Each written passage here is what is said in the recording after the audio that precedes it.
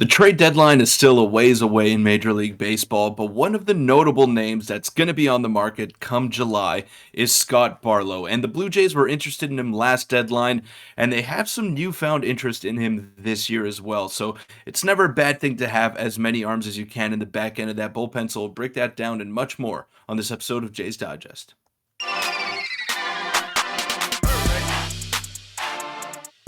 What's up, Jays fans? I'm your host, Peter Vryonis, alongside host Nick Gosse, and super happy to be back at my regular setup because it feels like it's been a while, and happy to be back with Nick in my regular setup as well.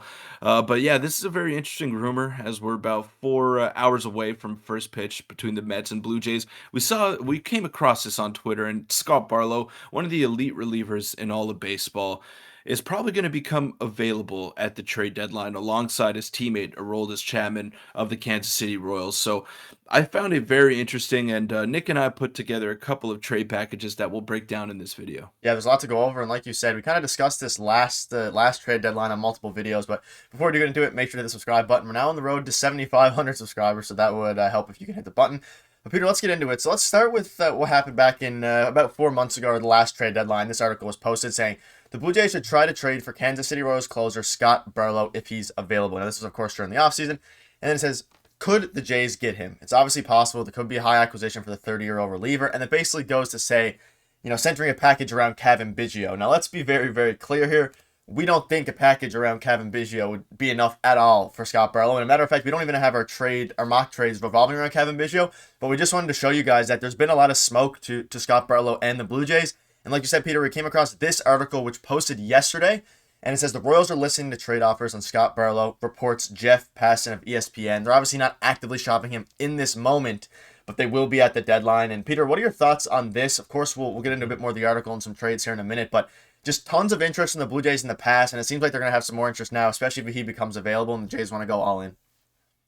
Yeah, maybe before the season started, we wouldn't really be talking about Scott Barlow as a fit in this bullpen, but with the struggles that Jimmy Garcia has had and kind of the uncertainty around Nate Pearson and Chad Green, although Pearson's been great, we don't know how he's going to look in 3 months from now. He hasn't been able to put together a full season in the major leagues as of yet in his career, so there's still something up in the air in that sense. So adding a proven guy like Scott Barlow, he doesn't throw the hardest, but he's got a wipeout slider. He's got a good repertoire of pitches, and he's just another solid back end bullpen guy for this team. So I do think it's a legitimate possibility that they can go out there and acquire him, and he would be a huge help and a huge add. But I don't think it's the biggest need that the Jays need to address at the deadline. But we still do have some intriguing packages that might entice the Royals to send him our way. Yeah, and again, like you said, it's not necessarily the biggest need of the Blue Jays, but it's a rumor that came up now, so we figure we're going to discuss it. And, of course, we're going to need bullpen arms, and elite teams always do need bullpen arms. Before we do get quickly into those trades, this is what they had to say on Scott Barlow, in case you're unfamiliar with how his contract situation and season is going. He basically just said he's affordable, making $5.3 million, and they still have a couple of months before the August 1st trade deadline, but he looks like one of the clear trade candidates this summer. So, in general, he's going to cost some money, especially because he's on a pretty cheap contract in comparison to some of the other elite relievers, and he's been a guy who, the Royals aren't competing now, and they're going to compete maybe over the next few years, but, bullpen arms are pretty volatile, so may as well get the assets while you can. Let's start with the my first trade that I came up. We kind of have two different packages here, and again, doing this is pretty hard. This trade machine is not the most accurate, but Peter, I'll get your thoughts on mine here, which is Scott Barlow for Emmanuel Bonilla and Santiago Espinal. I'll just let your thoughts on this, and the values are pretty similar, but I don't know if the Royals would necessarily want Espinal, but it could take a flyer on him, giving him regular play time, see if he can get back to his all-star form. I don't know about you, man, but I'm kind of against trading Emmanuel Bonilla because the Blue Jays went out and gave him $4.1 million, I believe, in It was a lot. international free agency. It shattered a club record, and he's only 16 years of age. So you don't know what you're going to get out of him. He's still very far away from the major leagues before he has any sort of impact. But those kind of high-end prospects in the international pool, I'm weary on trading them because Vladimir Guerrero Jr. signed for $3.5 million dollars or something like that, and look how he turned out. So you never know on Bonilla. He's a five-tool player. That's why he got signed, but you don't know his exact potential.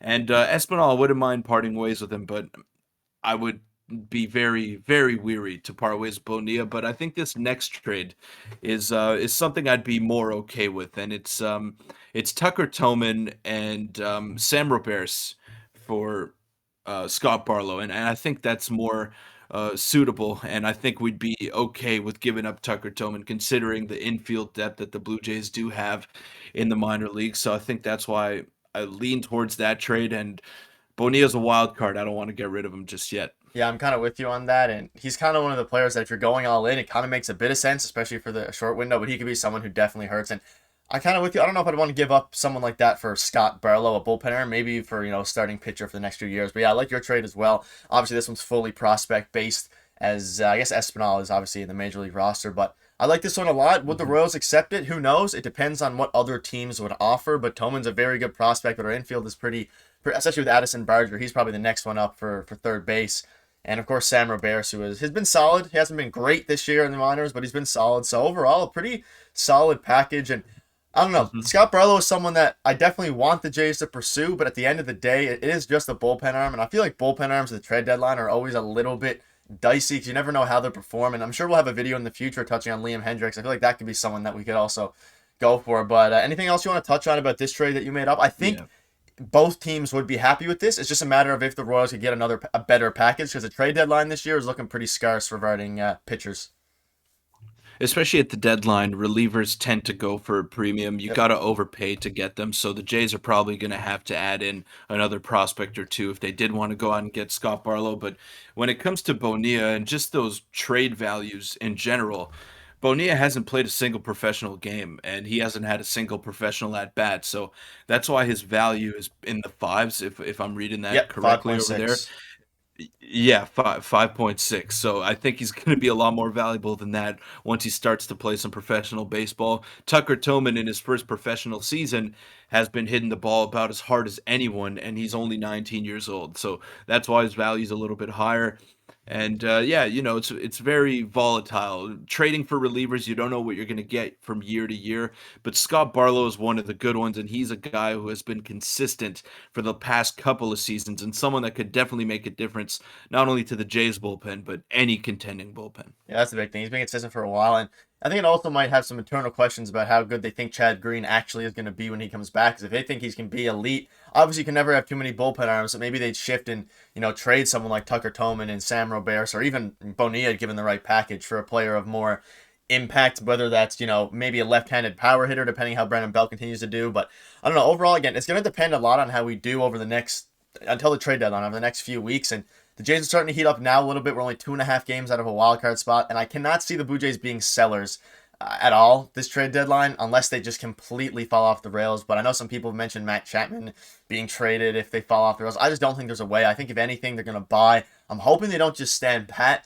But I don't know. Overall, very, very solid trade proposals out of us. I like Scott Barlow. He's someone that we've talked about so much. Maybe the Blue Jays will end up going out and get him. Kind of similar to Liam Hendricks, who we've talked about a ton too. But anything else you want to touch up before we wrap up? Yeah, when it comes to the approach at the deadline for the Toronto Blue Jays, I mean, let's look at 2015. They were hovering around 500, They and went all then in. they decided to go all in. They got Troy Tulowitzki, they got David Price, they got Jason Grilly, they got a bunch of big names that solidified that team, and then they went on an absolute tear. They were one of the hottest teams Ben in Revere all as of well, baseball and for I the don't know if that was 15 or remainder. 16. Yeah. They're one of the hottest teams in all of baseball, and it just goes to show that a team can turn it around. And you rarely finish the season with the same team that you started with at the beginning. So I do think the Jays are going to make some additions. That being said, this year's deadline market is not as loaded, not as packed as that 2015 one. So I don't know if that difference maker is available on the market, but if you can go out there and acquire solid pieces like Scott Barlow, like let's say, I don't know, Jock Peterson or some good players, not great players, then you will make your team significantly better for a playoff push. Yeah, and hopefully some other teams fall out of contention and kind of amp up the trade market a little bit because wouldn't mind the Blue Jays going for a big splash. But either way, no matter who is on the market, we'll have tons of content for you guys. But that'll wrap it up. Let us know in the comments as well if you have any trade proposals you would do for Scott Barlow because to be honest, doing these trades are pretty hard to do, Peter. From a, we don't really know necessarily front office of what they're thinking and who they value more than others. And you Mhm. kind of mentioned Bonilla having a 5.6 rating there, and I'd almost consider that pretty good, and it kind of shows praise for him considering he's only 16 and hasn't played any professional baseball. But it goes to show that these are very, very hard. But that'll wrap up the video. Thank you guys for watching, and hopefully the Jays win today. Thanks.